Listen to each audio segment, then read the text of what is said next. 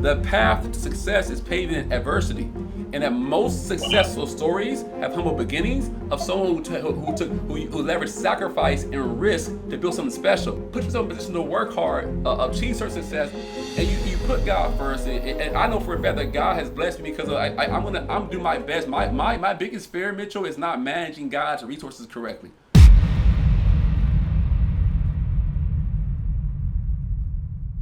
I got started as an entrepreneur at age 26, man. I was working at Apple as a business manager. I made good income, man. My job was to help companies integrate Apple technology, more B2B sales. I loved it, man. I thought I was going to retire there. Great company. Company had $100 billion in the bank, no debt. I got paid well, had great benefits. But man, I'm looking at the writings on the wall, right? Literally, right? I'm in my late 20s. I see guys in their 30s and 40s requesting time off of work, and they have kids. And I didn't have any kids. I'm married. I've been married for 2 years. I'm working at a job. Life is good. No kids is easy, right? And I'm thinking, okay, cool, Chris, I'm going to have kids one day. And another man can tell me that I can't get time off of work for my son's soccer game? It was so big. I had a guy, one of our guys, I worked with Apple. His name was Danny. I'll say his name was Danny. And he requested time off of work for his son's soccer game. It got declined.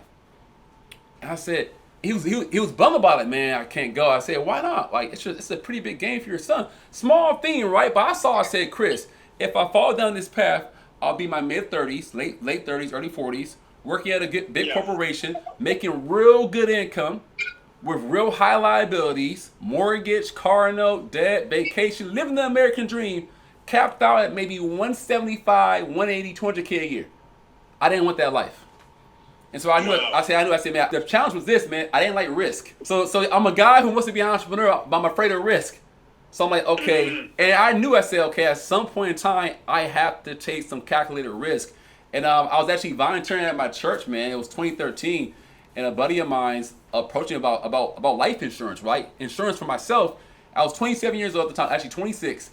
And I was married, no life insurance outside of my job, just Apple's package they gave for me. And he mentioned I should probably get a policy for myself, for me and my wife. And so that's how that journey started, man, where I sat down and became a client in the insurance industry. He tried to recruit me, and I said, man, I'm good. I work for Apple, bro. I'm good, man. I make good income. That's below me, man. Insurance is below me. But I'll give you some referrals. And this is where I found out. He took care of my brother and my sister. A couple months goes by, he calls back for more referrals. I just asked him. I said, Mitchell, I said, hey, Curtis, man, what'd you make commission-wise helping my brother and sister? Made over $7,000. And a light bulb went off. I said, $7,000 for 2 hours of work. That's pretty good money. Huh. At the time, me and my wife were discussing her being a stay-at-home mom. So I'm like, okay, this may be the way out. But I didn't jump. I waited 6 months. I ran from it, man. I didn't want that. I didn't want it. Like, God, I don't want to do it. God, I don't want to do it. God, I don't want to do it. And eventually, I got started in the industry, man, in financial services, man. More to the insurance industry and distribution. And it's been the best decision of my life, man. Working for myself and slowly transitioning though. It wasn't overnight, man. It wasn't overnight. It took quite some time, man, to be able to walk away from a 6-figure salary and to be where I'm at now. Yeah. And you and I were talking earlier, and this is why I named the podcast. This is that you're not running a 7-figure organization. You know? Absolutely. They were $4 million last year. Over $7.2 million this year. They were $4 million in sales last year in insurance sales, and we're on track to crack about 7.9 this year. Exactly. So you're close to like the 8-figure mark. Trying to, and what man. you're doing is something that you could never imagine that working for Apple. You know, so I want to kind of dive in a little bit. You said you were afraid of the risk.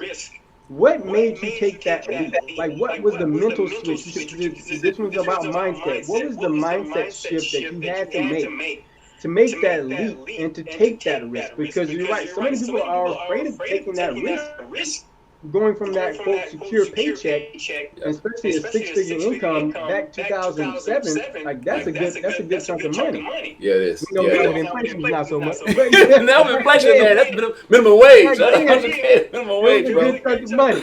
So what was the mindset shift? Because in one sense you were comfortable. Yeah. What was the mindset shift you had to make that jump?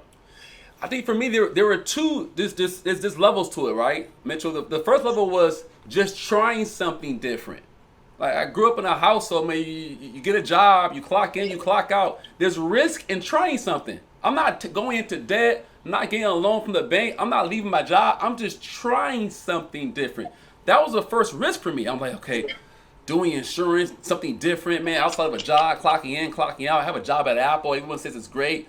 This is risky. The risk was my reputation.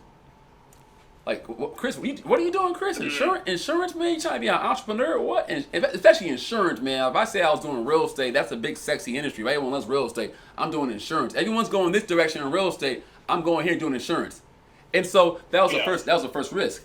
Now, once I'm in entrepreneurship, once I'm doing the business, right, and I have a job, the next risk is walking away from my job and saying, hey, I'm going all in to where all my income from my house and my family is dependent upon me. And man, it's so crazy because the purpose of this podcast really is talking about how God uses man, right? How we can lean on God. And I think for me, entrepreneurship requires faith because of the risk associated with it. So when I left my job for the last time, I've not worked for a man since 2016, and I left.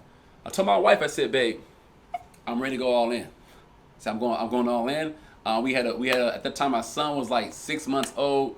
My daughter was like 3 years old. I was like, babe, I have faith in my work ethic, 100%. I'm going to work hard, and I trust that God's going to give us favor and grace here in this situation. And so I just knew I had to take the big risk, but also being well read and reading books. If you read any book of any successful entrepreneur in their journey, their story, they took risk. Elon Musk took risk. Coming from South Africa to the States here, he took a big risk when he went to PayPal.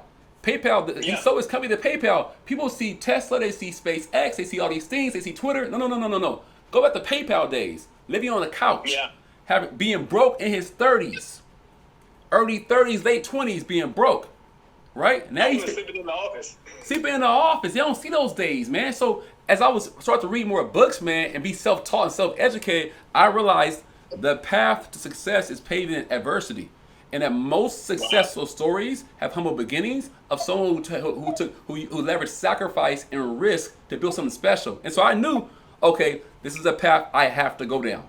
And so I was prepared, man. And I had God had my back, so I knew I was good. Man, so I want to touch on some right there. Entrepreneurship is fraught with risk and adversity. Yes. Jesus said, count the cost. Yeah. So he's like, go into this whole thing with your eyes wide open, saying, this is what it's going to take, and ask yourself, am I willing to pay the price? Yep. Am I willing to do what it takes? And here's a point that I'm pulling from your story is, does my faith capacity expand enough to encompass that risk and that adversity? Yep. And Mitchell, and to allow space for God to work in your life. I didn't need God at Apple. Mitchell. Wow. I walk in, man, I can come in at 60% capacity. They're gonna pay me. You know how many people have jobs nowadays? Government employees, they wake up and go to the DMV. You walk in there, man, let's keep it real. They have 40%, maybe 35% capacity. They just showing up, getting a check. It's God needed for that. And so to me, a man who wakes up every day, goes to work, and their work does not require God. Does not require supernatural interference to make things happen. That's not a life worth living, for my opinion, man. And so I wanted to incorporate God in my everyday walk in my life. And man, even today in my business, the goals we set, the things we want to accomplish, like I'm like, all right, God, like what we gonna do, man? We know everybody says Chris is great. I'm not good enough to make this happen. We know God, we know the real. You know, hey, God, we know the real, man. You make this happen, bro. Like this is a facade. Like I'm not that great. This is all you. So what we doing? What's our plan?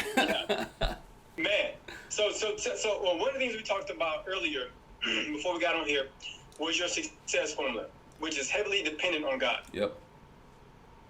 Right? Because it's he used to take all the credit for where you are right now, the journey that you've taken. So tell us about the success formula and kind of expand on the pieces within that formula, because it is really highly dependent on God. 100%.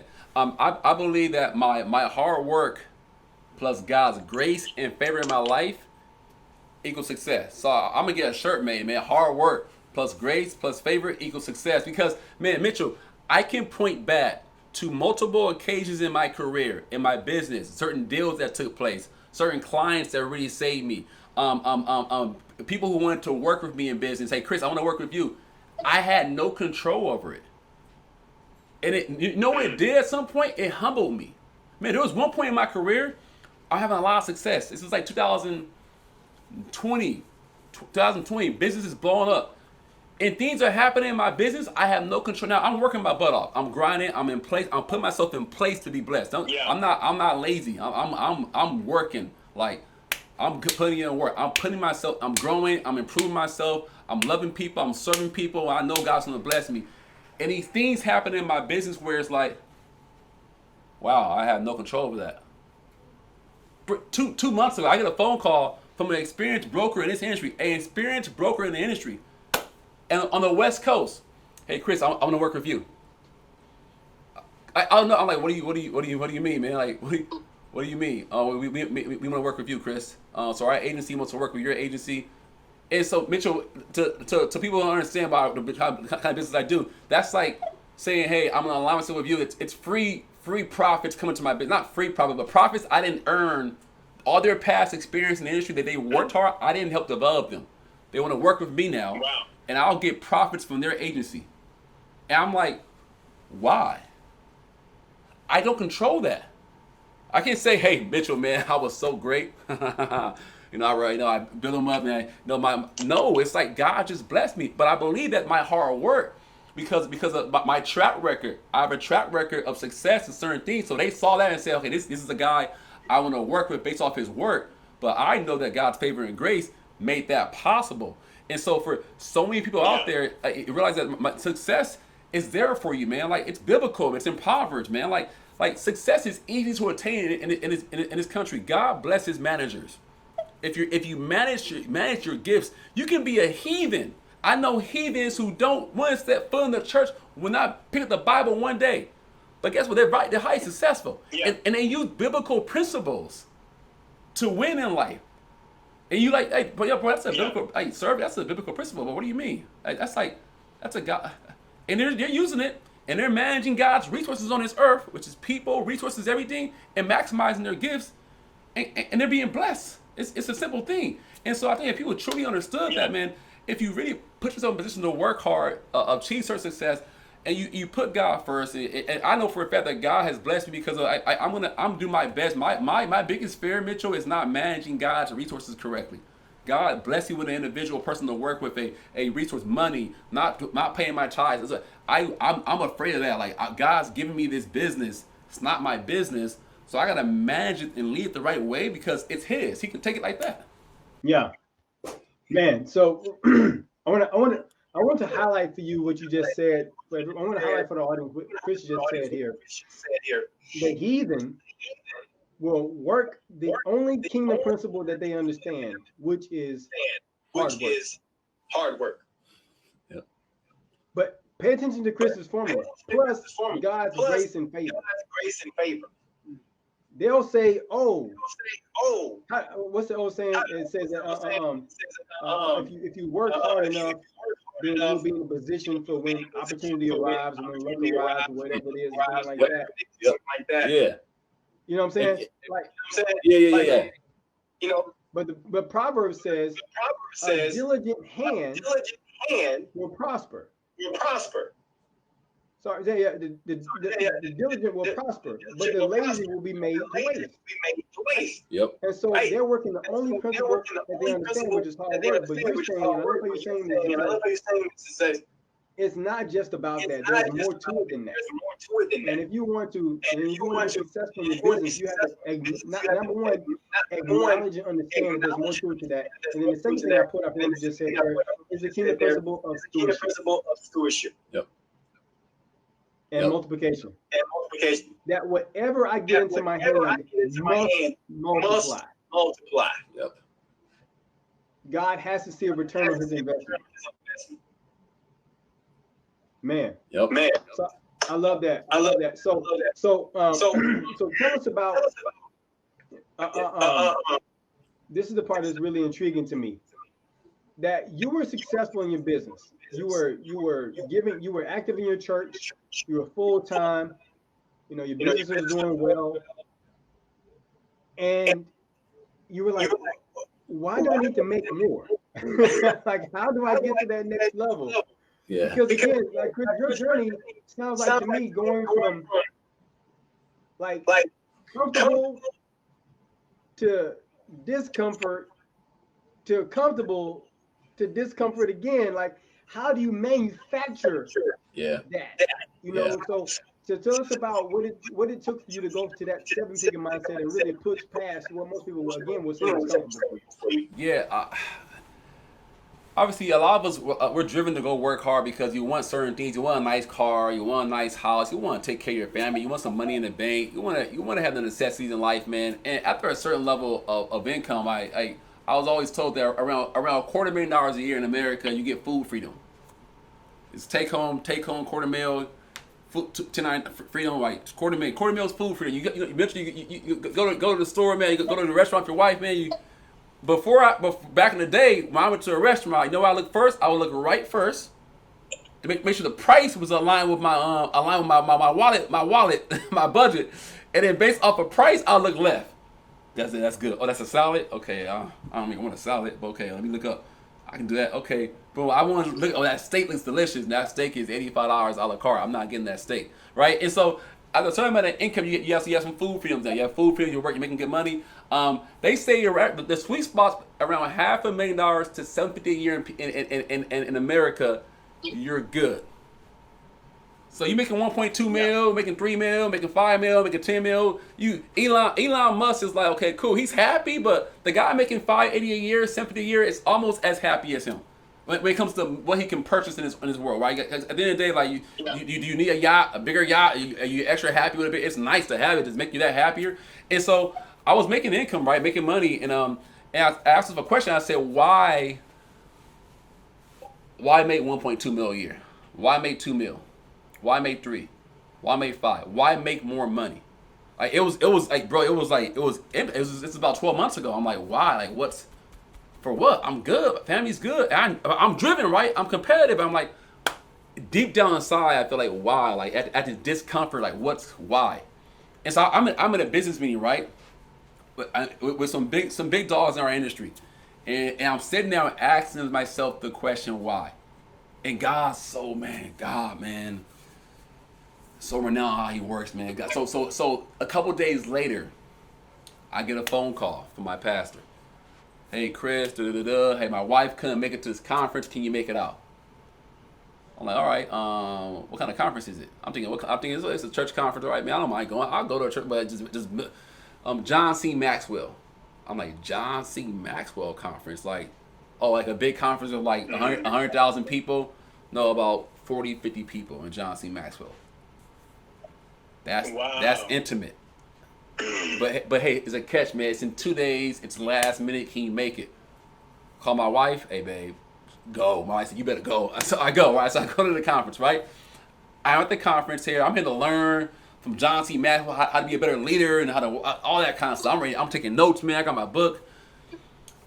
Little did I know that I wasn't there for John C. Maxwell. Guy had me on we had a trip on a bus ride to go do an event. It was country music awards that week in Nashville, Tennessee. And so we're actually going to the house Nashville. It's a show called Nashville. The house they shoot in Nashville. We actually went there to go create a country music song. So I helped actually write a country music song. We performed it, all that stuff. It was cool, right? On the bus ride to that event, I sat across from a guy who's full-time ministry, right? And to the left of him was his senior pastor, and the right of me, my senior pastor. And we're just talking, and little do I know, this guy's probably 15, 20 years my senior, and literally 15, 20 years beyond where I'm at in business. Like his thinking, mindset, family, everything. And he's telling me about his story, about money and wealth and what he's doing. And I start to open up. I'm like, man, I work in insurance, man, I'm distribution, man. I have offices across the country. And he has no clue about my industry, right? He's like, okay, cool. I said, man, I'm having a hard time, like, man, like, why go make 20 million a year, 10 million a year? I know I want to make it, but like, why? Like, how can I tie it to God? I can give me so many reasons on why I should make it for myself, and more money, more wealth, more power, more influence, political power, all that stuff. That stuff is great. But like my soul was like, do I need that? And he's like, he said, Chris, your business is your ministry. He said, I heard from your pastor, man, you've had some influence on people rededicating their lives to Christ. Baptisms happening. People going to church. I'm like, yeah. I said, I have a little bit of influence, man. And some people will say, hey, Chris, where do you go to church? I say, I go to church here. And they check it out. And they go and they like it. And the Holy Spirit works and does his job. My job is to get them there. And then they're committed. He says, Chris, the more money you make, the bigger influence you build, the bigger your ministry. The bigger your ministry, the more impact you have in God's kingdom. He says, Chris, there's priests and kings. Priests and kings when it comes to what's happening in our ministry. The priests are the pastors, the heads of our church. The kings, back in the day, were kings. There aren't any kings anymore. So who are the kings nowadays? Not the presidents, not these dictators, not these, no, the kings today are businessmen, businesswomen, and influencers. Men of wealth. He says, Chris, your pastor's job is to cast a vision for the church. Your job is to cast a speed. It's to cast a what? Speed. The speed in which he can have the vision come to fruition. So think about it. What holds back most churches' visions? Money. Let's keep it real, man. Money, maybe a little bit of influence. Money and influence. Simple as that. Yeah. A pastor can have a heart to serve the community, a heart to give back to others, orphans, widows, all that kind of stuff. He has a heart to help. Okay, you have a big heart. In this world, resources require resources. Yeah. You need kings and queens to come in and say, hey, I'm bought into the vision. Let's make it happen. And so when he told me that concept, he says, you building the biggest distribution insurance company in the world gives glory to God. Wow. And my bro like set me free. I'm like, let's go. Let's go. That's all I need. I can go home now. John C. Maxwell, I love you, man. I love all your books, man. John, not John. I need this guy right here. I'm going home now. And so this guy actually has 2 books that he recommended to me. One's called Pearls of the King. Pearls, like pearls in your net. Pearls of the King. And stay in your lane. Stay in your lane. And this book really talks about, man, kingdomship and really how do more business owners and entrepreneurs rise up and really align themselves with a local pastor, a local priest to go do God's work. Yeah. Man, because one thing that we talked about too, I love you talked about that, is that the shortcut, and I think Sean Bowles talks about this in his book, the shortcut, the shortcoming that many priests or many pastors see for entrepreneurs is that, hey, you're just here to fund, like to just give and just do like that. And they minimize and even shortchange the gifts that these kings, men and women, have to benefit, to generate to the ministry. Yep. There's operational gifts. There's administration gifts. Yep. There's financial gifts, right? I mean, in terms of understanding finances. There's people skills that you have to be able to have and stuff like that to succeed in business and influence, right? There's leadership. There's so many gifts that you need as an entrepreneur that can be a benefit outside of just the money you can give. Yep. And also, like you just said, the business is your ministry. Yep. I need people to catch that, because everything doesn't just go and funnel through a church building. Yep.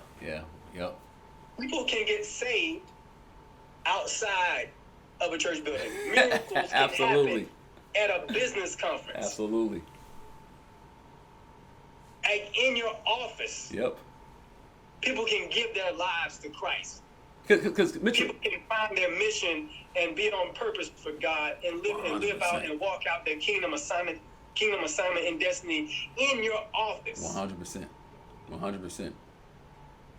So I know that you talked about there being some guilt around sometimes that and understanding that, man, when I grew my business to the max, that glorifies God, and how freeing that was.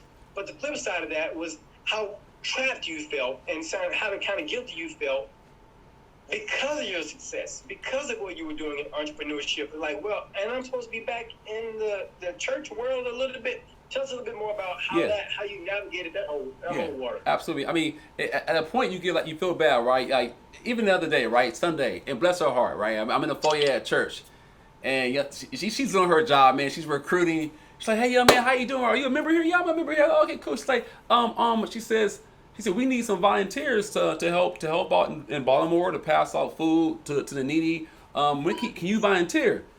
I'm like, man, I felt guilty. Like, man, I can't volunteer, man. I'm kind of busy, man. But I don't want to turn on busy because now I'm big chiming her like, I'm too good for that. And I'm really thinking to myself, I'm too busy.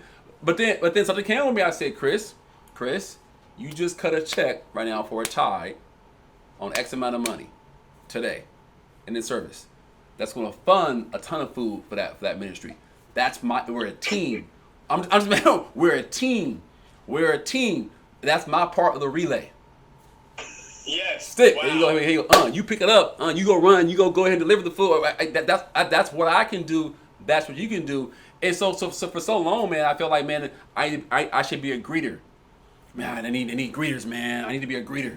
And then I'm busy with, and I felt so bad. I need to do count money in the bag. And it's like, but I'm working all the week, 6 days all week. I'm working, and then Sunday it's time for my family. And so if I found myself, I was volunteering at church to 3 p.m., 4 p.m. on the only really all free day for my family. I'm like, what am I doing here? And so it was guilt. It was guilt would come up in me and say, man, what am I doing? But here's what I realized. Like you said earlier. Like, man, in order to win souls, especially in this fallen world, man, who's our competition? No disrespect, man. Cardi B's your competition. Kanye's competition, like their competition, they're on IG flexing. Money, cars, and they're flexing. They're flexing. And for these 21-year-olds, these 22-year-olds, these Gen Zs, they're my competition. So the old church of like, hey, suits and ties and all this stuff and boring, that's not gonna win souls. Wow. That 21-year-old kid wants to know, if I follow your lifestyle, if I follow your principles, will I live an abundant life? No, hey man, hey James gospel, man. I count a blessing to suffer, man. And we're gonna suffer together, bro. And we're gonna what this poverty gospel and I'm not just saying but at the end of the day, like that's what we give off sometimes. As a kid, it's like, hey, nah, man, I don't want to be. Yeah. That's the life of a man of God. Like, not a life of fulfillment. Not helping, working, serving. There's gotta be. I have to exude sacrifices, commitment, love for my wife, love for the church. But at the end of the day, when you win big in this fallen world, you get outside influences, and these outside influences allow you to direct glory to God and say, hey man, hey bro, this is what I do. I love God, honor God. Man, I go to a church, man. I'm church on Sundays, man. I found these biblical principles and being under the pastor, the leadership of a pastor who's aligned with God has really helped flourish me in my life and in my marriage and parenting. If you kind of want those things, you should follow me. Well, what do you have? This is what I have. This is my fruit. This is my fruit. You want to see this is my fruit. Oh, what do you mean my fruit? Oh, you want to, and this is crazy, right? This is my fruit. You like that? That doesn't mean anything. It's just metal. AMG? I have an AMG. Okay, that's just metal, plastic, and rubber, bro. But that turns you on? Cool. If that gets you to church, yes, hop in the AMG.